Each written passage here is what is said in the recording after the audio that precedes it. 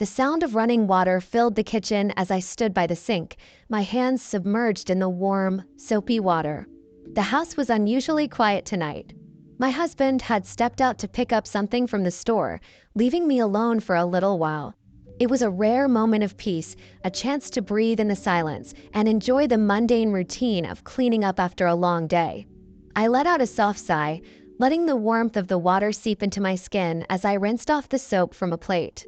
The rhythmic motion was almost soothing, a welcome distraction from the usual whirlwind of my thoughts. Outside, the streetlights cast a dim glow through the window, and the hum of distant cars reminded me how late it was getting. Then I felt it. A presence behind me. Close. Too close. My body tensed instinctively before my mind even had the chance to register what was happening. The hair on the back of my neck stood on end, and my breath hitched. I didn't need to turn around to know who it was. The familiar scent of his cologne, deep, woodsy, unmistakably him, filled my senses. My husband's friend. My grip on the wet plate tightened slightly, but I forced myself to keep scrubbing, to pretend like I wasn't suddenly aware of every breath I took, of the way my pulse had started to hammer against my ribs. "What are you doing?" My voice came out steady, but it felt forced. His breath was warm, too near my neck. "Just watching." A nervous chuckle slipped past my lips, though there was nothing funny about the way his presence lingered behind me.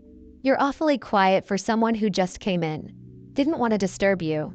The weight of his words settled between us, thick and unspoken. I willed myself to keep scrubbing, to act like this was nothing. That I wasn't hyper-aware of how close he was standing, of how the heat of his body radiated against my back. But then he shifted, and his presence became impossible to ignore. I turned my head slightly, just enough to catch his expression in my peripheral vision. His eyes were locked on me, dark with something unreadable. A smirk tugged at the corner of his lips, like he knew something I didn't. I exhaled slowly. "Where's my husband?" He shrugged, stepping back just a little. "Still out. Thought I'd keep you company." Something about the way he said it made my stomach twist. It wasn't the words themselves, but the way they lingered, the way his gaze never wavered. I swallowed, willing my body to relax. "Well, I don't need company. I'm just finishing up here." I expected him to take the hint to leave. But instead, he leaned against the counter, watching me with an intensity that made my fingers tremble against the plate in my hand. "You always work this hard?" he asked, his voice low. I forced a small smile, trying to keep things light. "Somebody has to clean up after dinner." His smirk deepened. "I don't think he appreciates you enough." My breath caught. My hand stilled. "Excuse me?" He tilted his head slightly. "I'm just saying. He leaves you alone too much." I didn't respond. Couldn't. The air between us felt charged now, as if we had just crossed an invisible line that neither of us could step back from.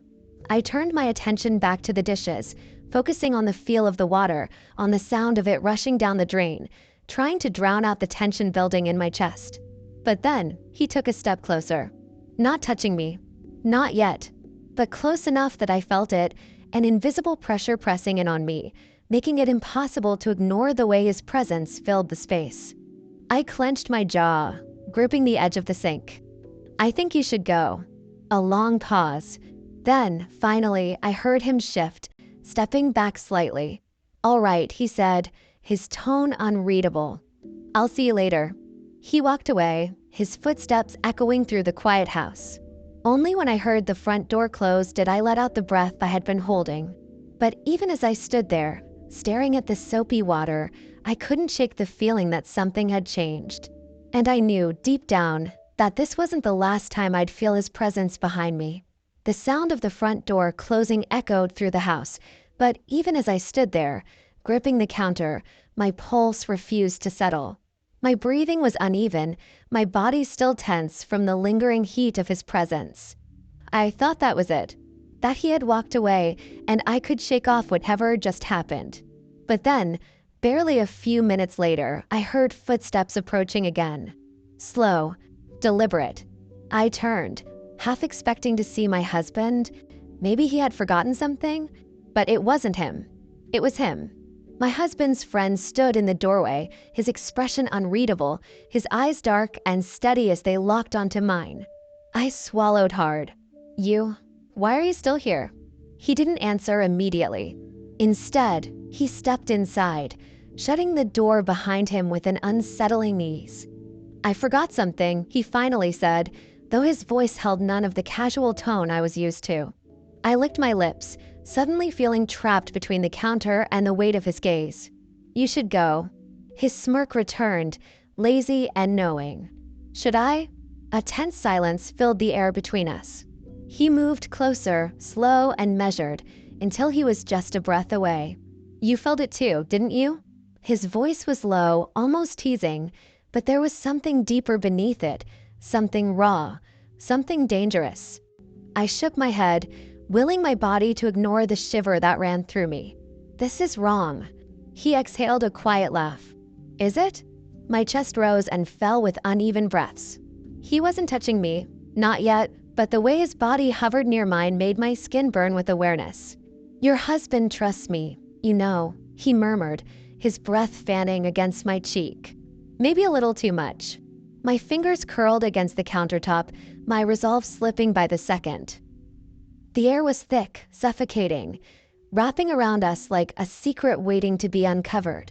His hand lifted, brushing lightly against my arm, a mere whisper of contact, but it sent a jolt through my spine. My body betrayed me, responding to the closeness, to the tension simmering between us. Tell me to leave, he said softly, though his tone held a challenge. I opened my mouth. Nothing came out. His fingertips trailed down my wrist, featherlight, teasing. That's what I thought. A sharp inhale filled my lungs. I should stop this. I had to stop this. But my body had already made the decision for me. His lips brushed dangerously close to mine, hovering, waiting. Then the sound of a car pulling into the driveway shattered the moment. We both froze. Reality came crashing down, harsh and unforgiving. I shoved him back, my breath shaky. Go. Now. His eyes darkened, but he didn't argue. He took a step back, his gaze flickering over me one last time before he turned and disappeared through the back door. My hands trembled as I pressed them against my chest, trying to slow the rapid beat of my heart. I turned back to the sink, forcing myself to breathe, to forget. Moments later, I heard the front door open. My husband's voice carried through the house, casual and unaware. Hey, babe. Got everything we needed. I forced a smile, turning to face him as he stepped into the kitchen, setting the bags down on the counter. His arms wrapped around my waist, pressing a quick kiss to my temple. You okay? You look a little flushed. I swallowed hard, nodding quickly. Yeah, just the heat from the water. He chuckled. I told you, you work too hard. If only he knew. As I helped him unpack the groceries, I could still feel the ghost of a touch lingering on my skin. My mind kept replaying the moment, the almost, the way my breath had hitched, the way my body had betrayed me. I should have felt relieved that nothing had happened, that I had stopped it before it went too far. But deep down, I knew the truth. This wasn't the end. It was only the beginning.